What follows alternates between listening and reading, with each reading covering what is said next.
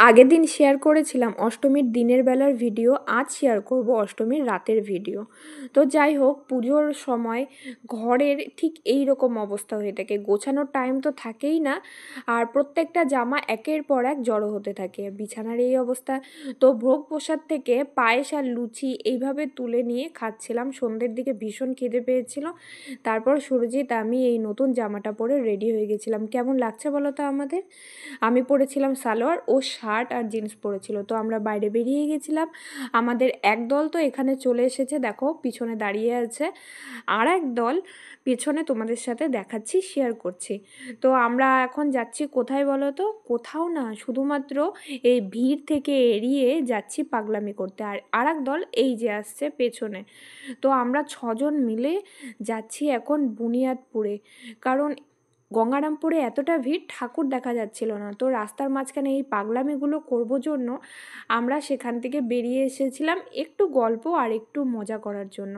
তো দাঁড়িয়ে দাঁড়িয়ে এখানেই বসেই আড্ডা দিচ্ছিলাম, বসে না সরি, দাঁড়িয়ে আড্ডা দিচ্ছিলাম।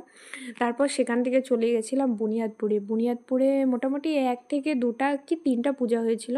তো এই মণ্ডপটাই শুধু গেছিলাম আমরা, সেখানে দাঁড়িয়েছিলাম আর অনেকক্ষণ এখানেই ছিলাম, মোটামুটি রাত 12টা হয়তো বাজে, বুনিয়াদপুরেই ছিলাম।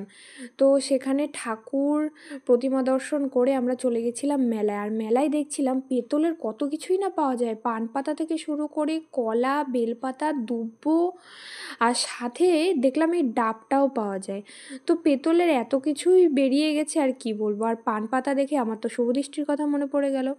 তো রাত্রি 12টা, সাড়ে 12টার সময় আবার চলে যাচ্ছিলাম আমরা গঙ্গারামপুর। তো রিয়া হাঁপিয়ে গেছে আর একটা মণ্ডপে বাচ্চার সাথে বল খেলছিল। তো গঙ্গারামপুরে ঢুকে কিছুটা প্রতিমা দর্শন করে দেখলাম শিল্পা বন্দুক দিয়ে বেলুন ফাটাচ্ছে। তো যাই হোক, তারপরে এই মণ্ডপটা দেখো কি সুন্দর লাগছে দেখতে। তারপর প্রচণ্ড খিদে পেয়ে গেছে, আমরা চলে গেছিলাম কফি স্ট্রিটে, যেখানে ভীষণ ভালো খাওয়া দাওয়ার রিজনেবল প্রাইসে, তোমরা সবাই যেতে পারো। তো আমরা 3জন খাচ্ছিলাম। 3জন কে কে? আমি, সুরজিৎ আর মুকেশ দা। শিল্পার উপোস ছিল, সেজন্য ও খায়নি। তারপরে আমাদেরকে এই ড্রিঙ্কটা দিয়েছিল, যেটা বেশ ভালো লাগছিল আর রিফ্রেশিং খেতে। তারপর দেখলাম বাইরে বৃষ্টি অঝরে শুরু হয়ে গেছে, রাত তখন বাজে 2টো।